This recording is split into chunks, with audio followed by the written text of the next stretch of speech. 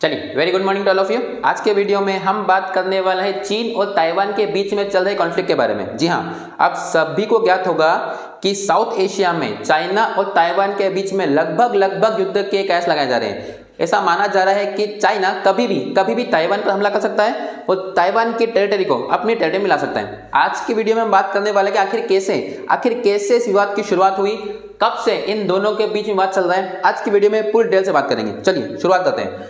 जब से second world war हुआ था, सेकेंड वर्ल्ड वॉर के समय पर चाइना पर दो पार्टी हुआ करती थी। जी हाँ, दो पार्टी, एक माओ जेडुंग की पार्टी जिसका नाम हुआ करता था कम्युनिस्ट पार्टी, तथा एक चियांग काई शेक की पार्टी जिसका नाम था कुओमिंटांग पार्टी। इन दोनों के बीच में गृह युद्ध उस युद्ध को कहते हैं जब एक देश की दो पार्टियां आपस में लड़ने लगे, दो राजनीतिक पार्टियां आपस में लड़ने लगे, उस युद्ध को गृह युद्ध कहा जाता है। माओ जेडुंग तथा चियांग काई शेक की पार्टी आपस में लड़ रही थी। उसी का फायदा उठाकर जापान ने हमला कर दिया चीन के ऊपर। अब जैसे ही जापान का हमला चीन पर हुआ, अपने देश को बचाने के लिए दोनों पार्टियां, माओ जेडुंग की पार्टी और चियांग काई शेक की पार्टी एक हो गई। जैसे ही दोनों पार्टी एक हुई, तभी सेकेंड वर्ल्ड वॉर में आप सभी को डेट याद होगी कि 6 अगस्त और 9 अगस्त को हिरोशिमा और नागासाकी पर अमेरिका ने बम गिरा दिया। जैसे ही जापान पर बम गिरा, जापान इस पूरे सिस्टम से बाहर हो गया। जापान पूरे तरीके से चुपचाप बैठ गया। वहीं जो दो पार्टियां एक हुई थी, माओ जेडुंग की पार्टी और चियांग काई शेक की पार्टी, माओ जेडुंग की पार्टी कम्युनिस्ट पार्टी ने इस बात का फायदा उठाया और चियांग काई शेक के समर्थकों को वहां से भगा दिया। जी हाँ, पूरे के पूरे चीन पर, जो आज आप चीन का नक्शा देखते हैं, उस पूरे चीन पर माओ जेडुंग की पार्टी कम्युनिस्ट पार्टी का कब्जा हो गया। स्थिति को भांपते हुए चियांग काई शेक की पार्टी, जो कुओमिंटांग पार्टी थी, उनके समर्थक चाइना छोड़कर ताइवान चले गए, ताइवान में शिफ्ट हो गए। वहां जाकर चियांग काई शेक ने कहा कि हम वापस से अपनी पार्टी को मजबूत करेंगे, अपने समर्थक मजबूत करेंगे और इस पूरे चाइना पर कब्जा करेंगे। आज का चाइना, जो माओ जेडुंग का जो चाइना था, वह पार्टी है कम्युनिस्ट पार्टी और यह कहलाया पीपुल्स रिपब्लिक ऑफ चाइना। जी हाँ, इस चाइना को आज के समय में कहते हैं पीपुल्स रिपब्लिक ऑफ चाइना, और जो ताइवान था वो कहलाया रिपब्लिक ऑफ चाइना। ये ताइवान अपने आप को कहता है Republic of China. Republic of China का मानना है कि हम ओरिजिनल चाइना है और हम आगे चलकर भविष्य में कभी न कभी किसको मिला लेंगे, पीपुल्स रिपब्लिक चाइना को अपने अंदर मिला लेंगे। वहीं ये बड़ा चाइना तो कहता है कि हम कभी ना कभी तुमको अपने अंदर मिला लेंगे। ये यहाँ से विवाद की शुरुआत हुई।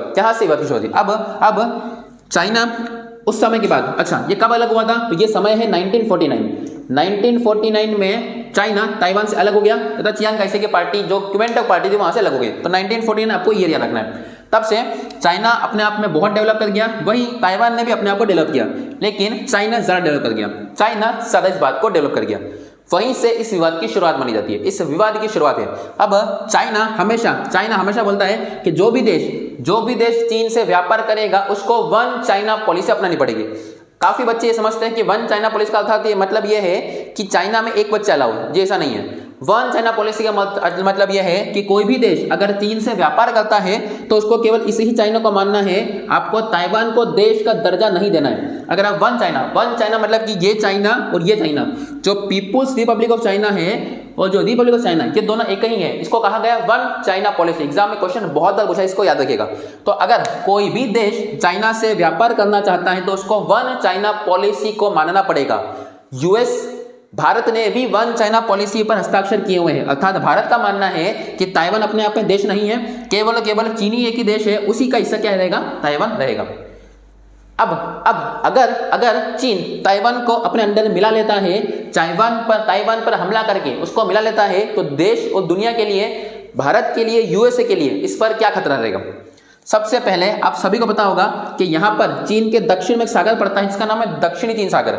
और आप सभी को यह भी ज्ञात होगा कि अगर जिस भी देश के पास समुद्री सीमा होती है तो उसकी 12 नॉटिकल मील, 24 नॉटिकल मील और 200 नॉटिकल मील समुद्री सीमा उस हिसाब से बटी होती है। अगर चीन ने ताइवान पर कब्जा कर लिया तो उसकी जो टेरिटरी है, चीन की टेरिटरी 12 नॉटिकल मील, 24 नॉटिकल मील और 200 नॉटिकल मील बढ़ जाएगी। वहां से इसकी टेरिटरी और बढ़ जाएगी और आसपास के पड़ोसी देशों को लेकर चाइना से पहले ही विवाद है। आप सभी को ज्ञात होगा। अब पहला जो सबसे बड़ी दिक्कत आएगी एक तो ये आएगी। दूसरा, ताइवान दुनिया में सेमीकंडक्टर के निर्माण में सबसे आगे है। सेमीकंडक्टर्स डिवाइस को कहते हैं, सेमीकंडक्टर उस चीज को कहते हैं जितने भी इलेक्ट्रॉनिक डिवाइस है, जितने भी इलेक्ट्रॉनिक जो कम बिजली पर चलते हैं, उन सभी के लिए सेमीकंडक्टर की बहुत ज्यादा आवश्यकता पड़ती है। पूरी दुनिया में 60% सेमीकंडक्टर, 60% सेमीकंडक्टर अकेला ताइवान प्रोड्यूस करता है। जी हाँ, पूरी दुनिया का 60%। 5G टेक्नोलॉजी के ज़माने में अगर 60% सेमीकंडक्टर अगर चीन के हाथ आ जाएगा तो वो पूरी दुनिया में 5G कंट्रोल कर लेगा। पूरी दुनिया की टेक्नोलॉजी चाइना के हाथ में आ जाएगी। तो ये दो बहुत बड़े मेजर इशू है, जिस पे अगर चाइना ने ताइवान पर हमला कर दिया तो दुनिया को ये क्राइसिस देखने को मिलेगा। जी हाँ, इसी बात से घबराया हुआ यूएस ने ताइवान को एक बात कही है कि अगर चाइना आपके ऊपर हमला करता है तो हम आपकी मदद करेंगे। जी हाँ, लेकिन इसके विपरीत एक और बात कही जाए कि यूएसए की एक भी एम्बेसी ताइवान में नहीं है। इसका अर्थ क्या होता है? यूएस भी ताइवान को अपना देश नहीं मानता, एक अलग से देश की मान्यता नहीं देता है। साथ ही यूएसए ने वन चाइना पॉलिसी पर भी साइन कर रखे हैं, लेकिन उसके बावजूद कांग्रेस की अध्यक्षा, कांग्रेस अमेरिका की संसद को कहा जाता है, जैसे हमारे यहाँ संसद को हम संसद या पार्लियामेंट कहते हैं, ब्रिटेन में नाम पार्लियामेंट है, वहां की संसद कांग्रेस कहा जाता है।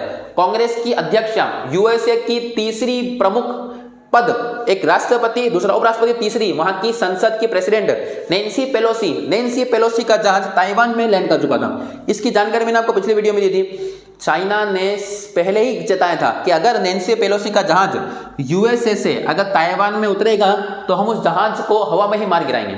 जी हाँ, चाइना के द्वारा ये बात कही गई थी, लेकिन फिर भी नैन्सी पेलोसी का जहाज ताइवान की राजधानी ताइपे में उतर गया।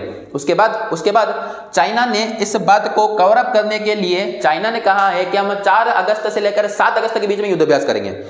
युद्धाभ्यास कहाँ करेंगे? तो चाइना ताइवान की बॉर्डर पर। अब ताइवान के चारों तरफ चाइना के जो जंगी जहाज है, जो एयरक्राफ्ट उड़ रहे हैं, और वो ताइवान की सीमा के बहुत आसपास में लगभग केवल 9 किलोमीटर, ये 9 किलोमीटर आपको डिस्टेंस कम लगती होगी, लेकिन ये एक्चुअल डिस्टेंस बहुत बड़ी है, बहुत ज्यादा डिस्टेंस है, ये बहुत नियरेस्ट घूम रहा है ताइवान के।